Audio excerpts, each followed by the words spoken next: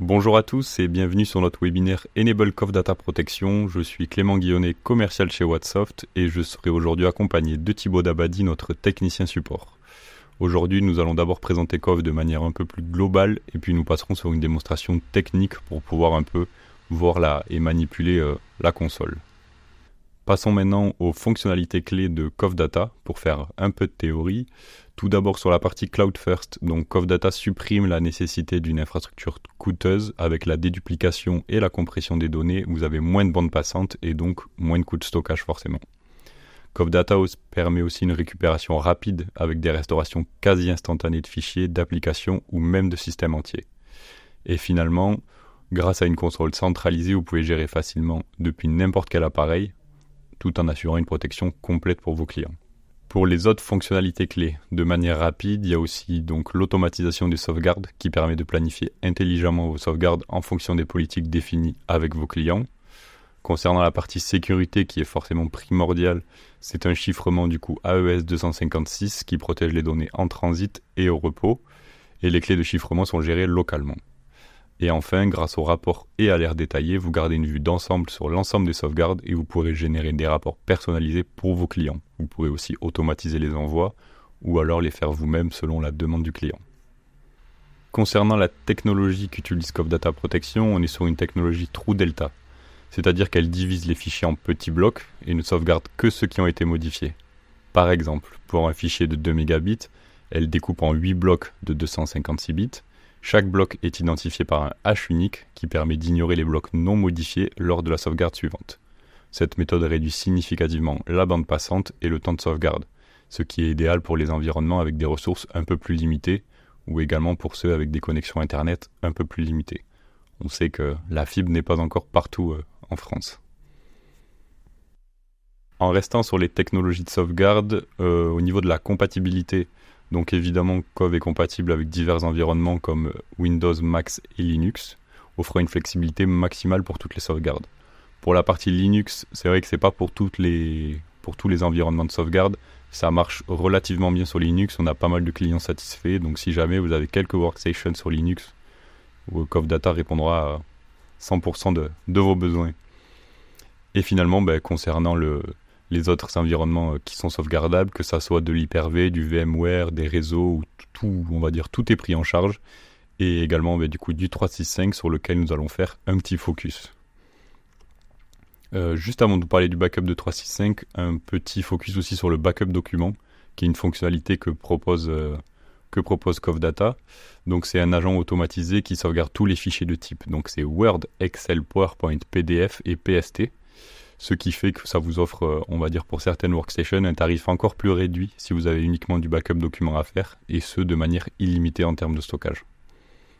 Voilà pour le backup document. Pour le backup de 365, donc ça complète bien sûr l'offre prise en charge par Cov, donc évidemment de l'Exchange, OneDrive, SharePoint et Teams.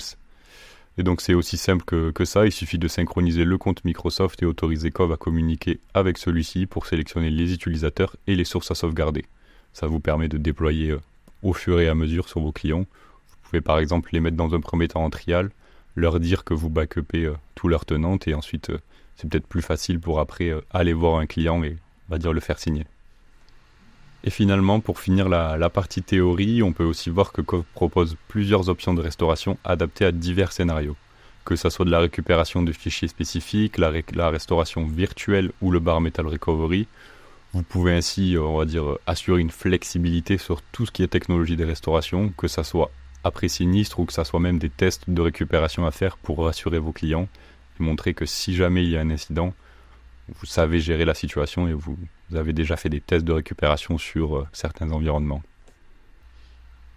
Et maintenant, après la théorie, la pratique, je vais laisser donc la main à Thibaut Dabadi, notre technicien sur la partie Enable Cov Data. Il va pouvoir un peu vous montrer la console et je pense que cela vous intéressera peut-être un peu plus. Et pour cette présentation, alors avant qu'on passe à la présentation de ce dashboard ici, je voudrais revenir sur quelques points au niveau de Cov Data. Donc vous l'avez bien compris, Cov c'est une solution de sauvegarde hybride dans le cloud qui va vous permettre de vous assurer des sauvegardes plus rapides, des restaurations aussi plus rapides à tout moment et la sécurité de vos données. Alors c'est compatible avec du Windows, Linux et Apple. Alors qu'est-ce qu'on peut sauvegarder, vous me direz? Alors on peut sauvegarder des bases de données MySQL et MS SQL, des machines virtuelles Hyper-V et VMware, des postes de travail, des serveurs physiques, des systèmes et des fichiers, ou encore des états systèmes. Ça prend en charge aussi les environnements Microsoft local comme Exchange et SharePoint, ou alors 365 comme OneDrive, SharePoint, Teams, Exchange. Cela prend aussi en compte les lecteurs réseau partagés, ce qui peut être très utile aussi. Et vous me direz où sont stockées mes données. Elles sont stockées à Paris au PA2 de Equinix, ou alors vous pouvez très bien créer vos propres nœuds de stockage. Donc au niveau des interfaces, CoveData se présente sous deux parties. Donc la partie que vous voyez ici, qui va vous permettre d'avoir une vue globale sur toutes vos sauvegardes, celles qui sont bien passées ou mal passées. Vous pouvez créer différentes vues ici qui vont vous permettre d'accéder rapidement à, par exemple, les sauvegardes qui n'ont pas fonctionné. Hop. Ce qui peut être notamment pratique pour voir là où il y a certains problèmes. Vous avez tout un système de filtre ici qui va vous permettre aussi de jouer avec ça et de créer vos propres vues. Vous voyez les serveurs, les workstations. En cliquant aussi, ça va filtrer à ce niveau-là. Et puis après, vous avez la vue ici du Backup Manager qui va vous permettre de voir par exemple ce qui s'est bien sauvegardé, la taille sélectionnée, les 28 derniers jours. De la même manière qu'ici, on les voit ici, on voit les 28 derniers jours, les 20 qui se sont passés, que ça a été la sauvegarde, si ça a été réussi, complété avec erreur ou complété complètement. Et vous pouvez aussi le retrouver ici, au niveau des 28 derniers jours. C'est là aussi que vous allez voir au niveau des sauvegardes, mais aussi au niveau de la restauration. C'est ici que vous pourrez aussi faire de la restauration, mais aussi que vous gérez vos préférences au niveau de l'archivage, de la planification à ce niveau-là. Paramètres avancés. Donc comment on va configurer une sauvegarde? Donc ça peut être intéressant de ne pas le faire un par un au cas par cas. Ça va vous faire perdre du temps. Et puis si vous avez 500 postes à sauvegarder, vous allez être bien content si vous avez des outils qui vont permettre de standardiser tout ça. Donc notamment les profils qui vont vraiment vous permettre de standardiser vos sauvegardes par type d'appareil ou de serveur. Choisir la fréquence et les données que vous souhaitez sauvegarder. C'est vraiment pratique pour un déploiement rapide et cohérent. Et après, vous avez les products ici qui vont vous permettre de créer différents types de services que vous allez vendre à vos clients à des prix différents, comme par exemple un quota à 10 Go ou alors un all-inclusive. C'est vous qui voyez. Ça va vous permettre entre autres de gérer les durées de conservation qui sont par défaut à 28 jours. Les sources autorisées, mais aussi les OS, les tailles maximales de sauvegarde, par exemple. Alors, petite chose à noter concernant la rétention. Alors, le paramétrage du temps de rétention n'affecte pas votre facturation. Seul le maximum selection size total influera cela. Voilà, à ce niveau-là. Alors, pour les différentes méthodes de sauvegarde, du coup, il y a la classique, comme je vous montrais. En fait, là, j'ai un profil qui me fait sélectionner que ça. C'est pour ça que j'ai le petit cadenas. Mais sinon, c'est ici, vous pouvez ajouter des différentes sauvegardes. Pour rappel, la première sauvegarde est complète, puis les autres sont incrémentielles. C'est bon à savoir. Ça vous permet de pas tout le temps stocker, par exemple, les 500 Go. Ça fait les 500 Go une fois. Et après, ça fait juste les modifications. Alors, au niveau des types de sauvegarde, on a aussi le Local Speed Vault, par exemple, qui est configuré ici. Alors, quels sont les avantages? Alors, Local Speed Vault va vous permettre de créer une copie locale automatique qui va synchroniser vos sauvegardes. Vous pouvez, alors je vais vous montrer un peu comment ça se présente sous forme de schéma. Ça se présente à peu près comme ça. Vous pouvez utiliser un partage réseau existant ou un NAS ou le matériel de votre choix. Ça peut être un disque externe.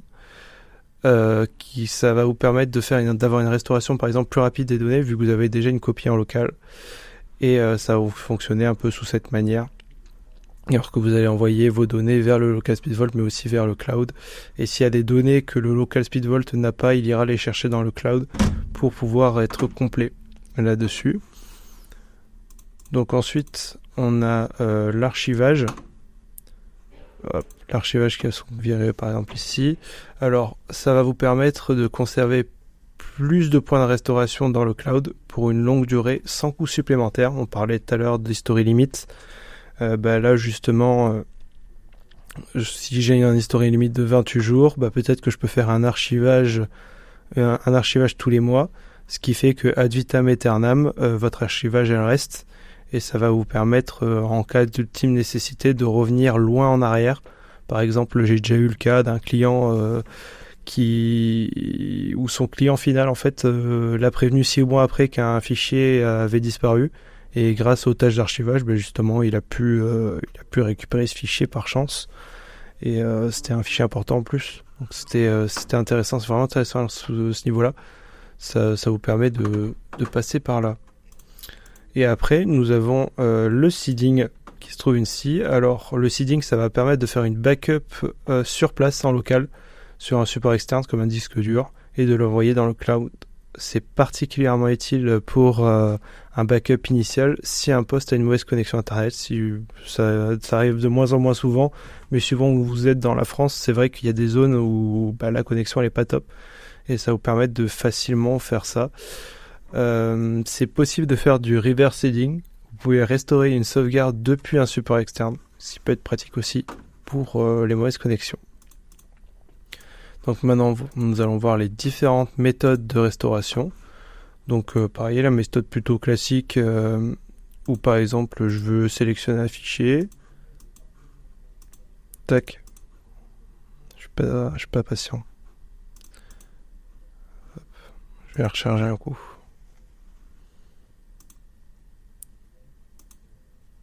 Voilà.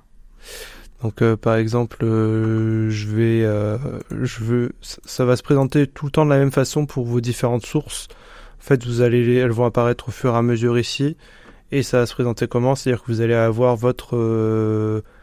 les jours en vert où ça a été sauvegardé, qui est limité par l'history limit. Genre là, on le voit, par exemple.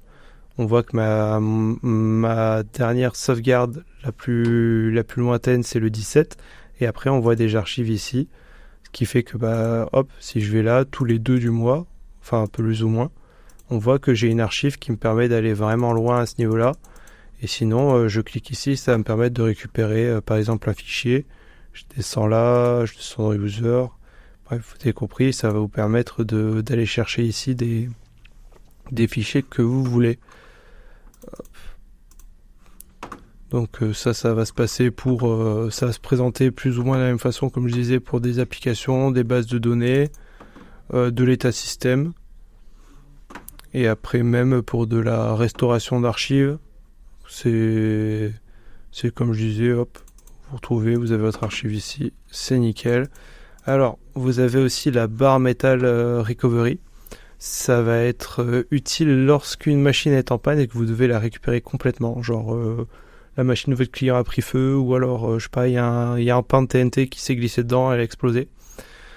Et lorsque la récupération réactive est acceptable et que votre client est prêt à tolérer un certain temps d'arrêt en échange d'économie, parce qu'en effet, ça va prendre un peu plus de temps, mais ça va vous permettre de récupérer complètement la machine sur une autre machine. Donc comment ça va se présenter? En fait, ça va se présenter ici.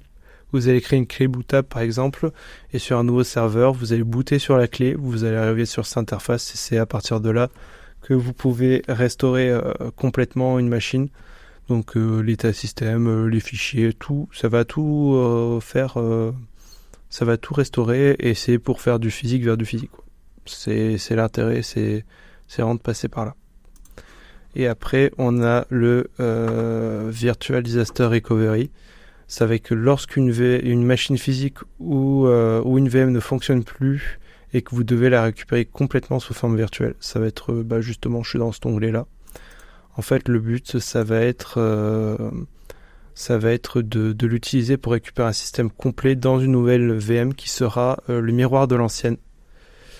C'est voilà, c'est pour faire du P2V, du V2V. L'intérêt, c'est vraiment d'aller là. C'est un peu comme le bare metal au niveau de la durée de récupération. Ça va dépendre toujours du stockage qui est réalisé, mais il y a plus rapide comme solution, on les verra plus tard. Là, on va commencer à s'y attaquer. Donc, il est possible dans Cove Data de créer des recovery locations qui sont ici. En fait, c'est des emplacements sur des sauvegardes, sur des serveurs, qui vont vous permettre justement de créer un point de récupération, stockage de récupération. Ça va notamment vous permettre de après faire du stand-by image, c'est-à-dire de la récupération continue, ou du one-time restore, c'est de la récupération à la demande. Ça va permettre, on verra après, de gagner énormément de temps sur votre temps de réponse après un incident. Donc on a cette partie-là qui se trouve ici. On a aussi le recovery testing, qui est une fonctionnalité très intéressante. En fait, elle va vous permettre de tester une sauvegarde. Par exemple, vous pouvez dire toutes les 3 sauvegardes, je voudrais faire un recovery testing. Et en fait, ça va monter chez Enable la VM et vous envoyer un screenshot comme quoi ça a bien booté et tout a bien fonctionné correctement, comme je le montre ici. Si jamais c'est en échec, ça vous montrera. Là, on voit que le recovery testing, il est tous les mois. Donc tous les mois, ça fait une vérification pour voir si la machine monte bien et si elle est bien récupérable. Donc ensuite, on a le standby image ici. Donc qu'est-ce que c'est le standby image ? En fait, vous allez configurer... c'est une fonctionnalité qui va vous permettre de créer une image de sauvegarde virtuelle d'un appareil. C'est entièrement administré à partir du tableau de bord web de Cove, celui-ci. Cette fonctionnalité, elle va vous permettre de gérer des machines virtuelles prêtes pour la restauration, pour le lancement de la recovery location associée, quoi. Vous pouvez avoir plusieurs appareils en mode standby image et toutes les images virtuelles sont stockées sur le poste qui sera paramétré pour recevoir ces images. Et justement, l'avantage, c'est qu'il est possible de combiner ça avec du recovery testing, donc du coup de bien vérifier sans faire des tests vous, et vous prendre un temps monstre de tester régulièrement, comme quoi la récupération elle est possible.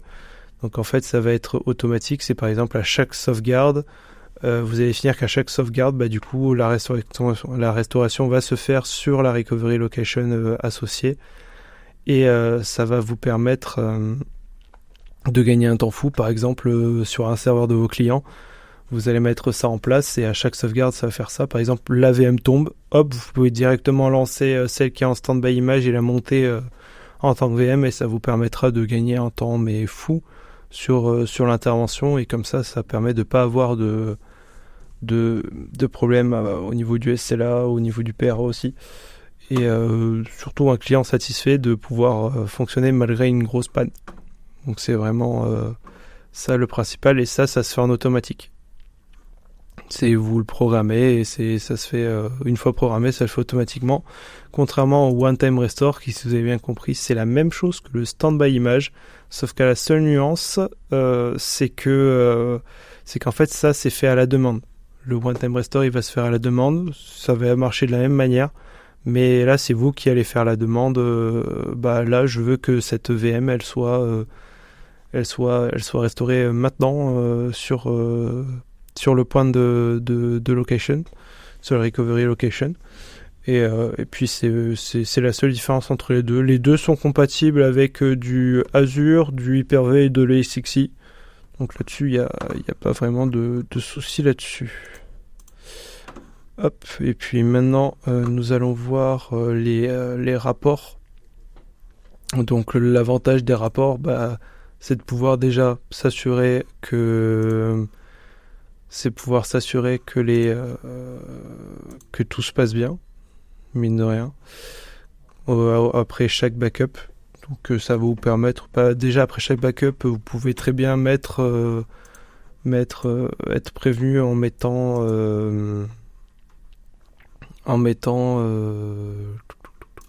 je vais retrouver mes mots. en mettant l'adresse de votre client et votre adresse, qui fait que dès qu'il y a une machine qui sauvegarde, ça va vous permettre d'avoir un petit rapport pour dire que tout s'est bien passé ou tout s'est mal passé. Mais vous pouvez aussi générer des rapports de vue, d'où l'utilité d'une vue. Donc par exemple là, je veux faire je veux uniquement par exemple les postes de travail. Donc je vais aller dans Customer. Alors moi, pourquoi Customer, c'est mon poste de travail? Parce que si on regarde ici, hop, je vais avoir mon client ici qui s'appelle poste de travail et mon client en interne qui s'appelle serveur. Pour ça, genre là, je vais dans Customer, dans mes filtres.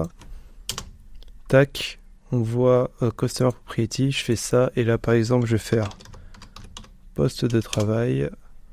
Et ça va me sortir ici tous les clients qui comportent ça. Donc là, je l'ai pas mis complètement, mais ça le trouve.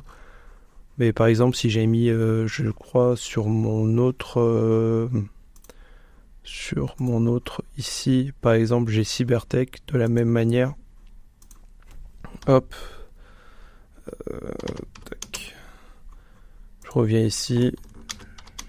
Je fais cyber et ça va me sortir uniquement mon customer Cybertech ici. Donc ça a un double avantage, les vues, c'est que ça va vous permettre déjà par exemple de voir tout ce qui va pas d'un seul coup d'œil chez un client, genre là tous mes customers, tout ce qui est chez Cybertech. Là, si je crée cette vue-là, ça va me permettre de voir tout ce qui est fail, tout ce qui est complété avec erreur à ce niveau-là, d'ajouter plein de vues.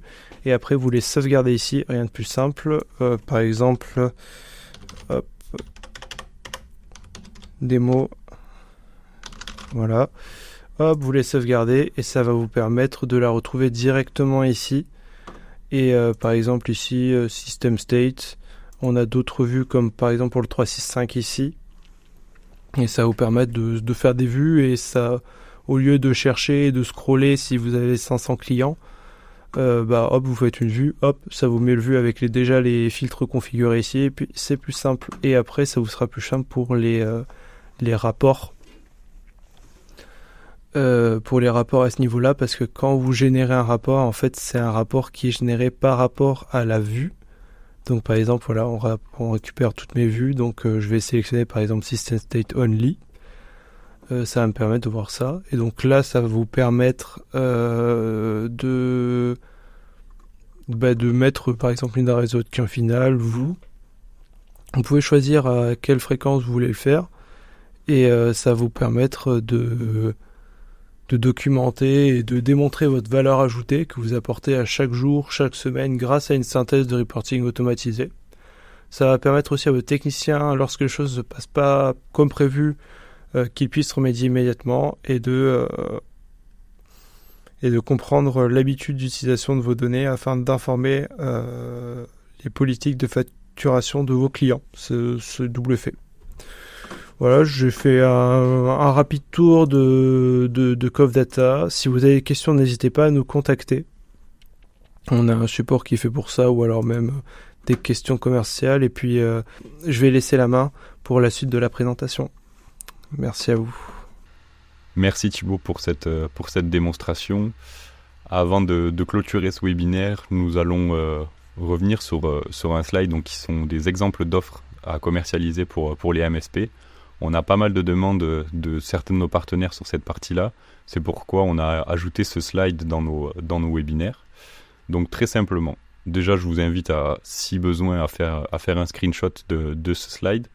C'est 3 offres que nous avons conçues pour répondre à différents besoins de protection de données de vos clients. Évidemment, c'est à titre indicatif. Ce sont des exemples.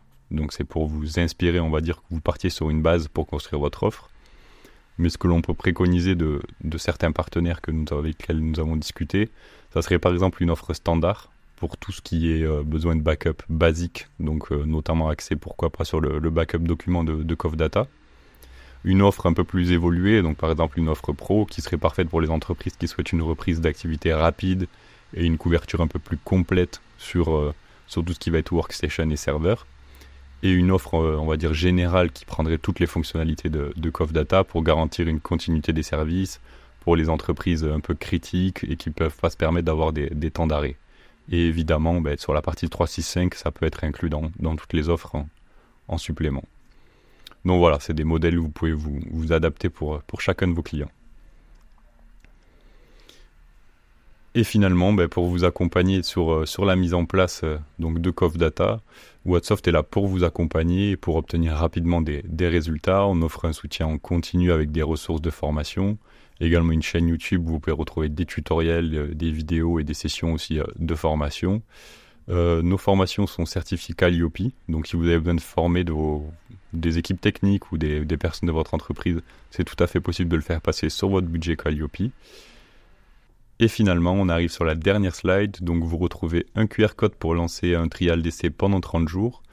Donc merci à tous pour votre attention, n'hésitez pas s'il y a des besoins, le service commercial et le service technique de Whatsoft se tiennent à votre disposition du lundi au vendredi de 9h à 17h30. Passez une belle journée, au revoir.